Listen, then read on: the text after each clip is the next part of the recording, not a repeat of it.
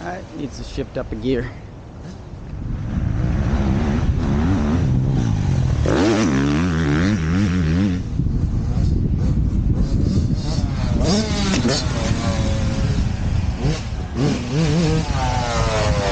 We gotta break this down bit by bit. Okay. So that was kind of okay, and you came through there. I'm gonna film it for you. Okay. So what you came into the corner, and instead of just flowing through the outside, you came in and tried to turn. Yeah. Right in that really hard, slippery stuff, right? Yeah, and then you like tried to dump the clutch. Kind of washed. Yeah, you kind of tried to just like dump the clutch and get all tricky with your rear end, right? Yeah. So we don't want to do that. We want to go rear and then rear and fourth, and then shift to third. And when we come around that corner, we're gonna ride the edge, that berm. There's no rocks in So it. take it top. Take it top, Okay. like right along the edge, and you want to make sure you look forward a little bit, right? You look forward a little bit, and you'll see everything. Wherever you look, you go. Yeah. So if you look at this tree, guess where you go? Right. So wherever you look, you go. So I want you to look forward a little bit more, not at your front wheel, because there's a bunch of rocks. It's easy to do. We all do it all the time. So just reminding you, I got to remind myself sometimes. Yep. Okay. Look up, and then smooth around the wall. You're going to be on both foot pegs. And what you're going to do, you're kind of trying to fight the bike. You're trying to keep it kind of straight up, and you're leaning over this way. Just stay with it.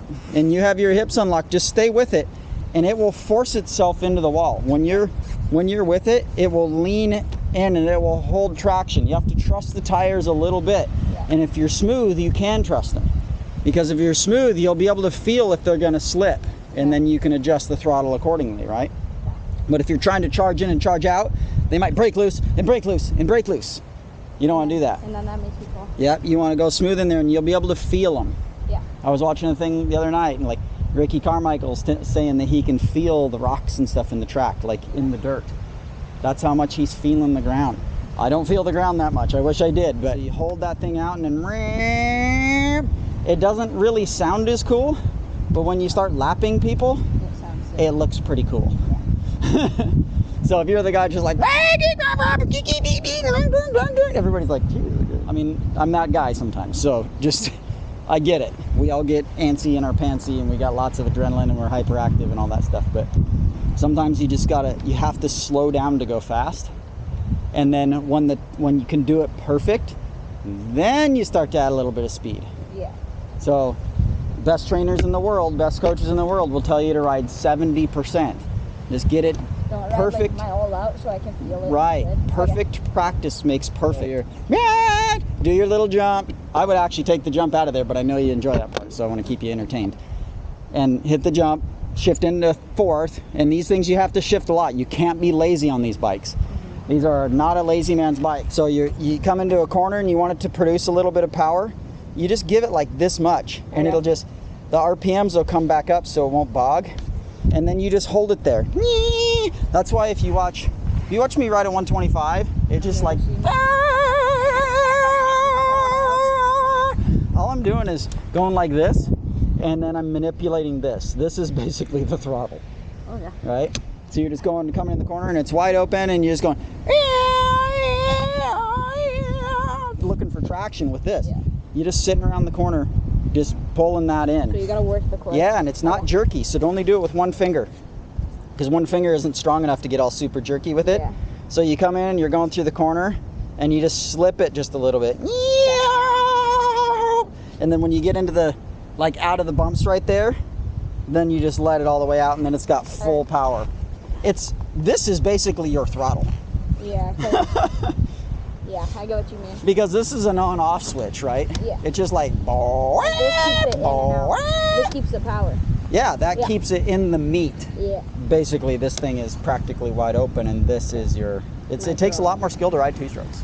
A lot more, which is good. Okay. Now you're doing a little coaching. You're gonna work on the kids going through the sweeper here. Got an 85. And he's been doing this straight in third gear. And it's getting away from him a little bit. The chop is hard and slick. So I'm gonna have him go through it in fourth this time. Try and smooth.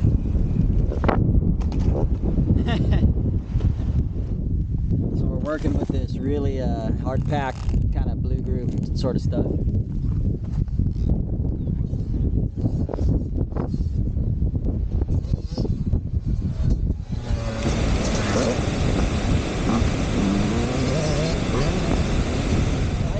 So I know this looks scary and it looks sharp edged or whatever right here, but you're essentially putting your front and rear tire right in it because you're sideways, right? Yeah. So what's it matter if it's straight up and down? Because you're like this, right? Yeah.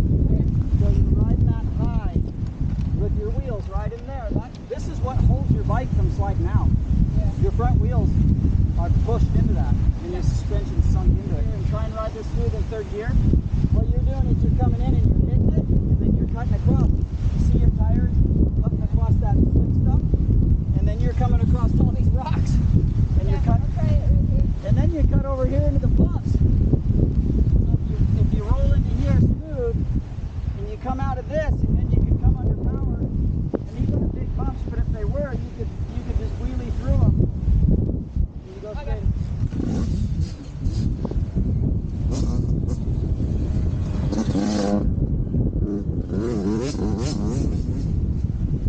That's how we do it, folks.